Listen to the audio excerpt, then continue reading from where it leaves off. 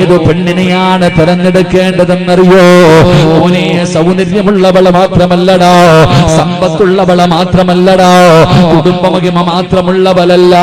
അല്ലാഹുവിന്റെ റസൂല് പറഞ്ഞത് പരിഗണിക്കേണ്ടത് പണമല്ല, സമ്പാദ്യമല്ല, സൗന്ദര്യമല്ല, പിന്നെ എന്താണ് പരിഗണിക്കേണ്ടതെന്നറിയോ? ഫളുഫറു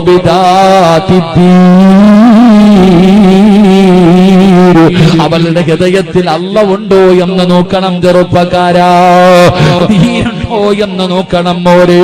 ദീനുള്ള പെണ്ണിനെ വേണം വിവാഹം കഴിക്കാറ്. നബി തങ്ങൾ പറഞ്ഞത് നിങ്ങൾ ദീനിനെ പരിഗണിക്കണോ. നിങ്ങൾ സമ്പത്ത് നോക്കണ്ട എന്ന് ഞാൻ പറഞ്ഞില്ലോ, കുടുംബമഹിമ നോക്കണ്ട എന്ന് പറഞ്ഞില്ലോ, സൗന്ദര്യം നോക്കണ്ട എന്ന് പറഞ്ഞില്ല.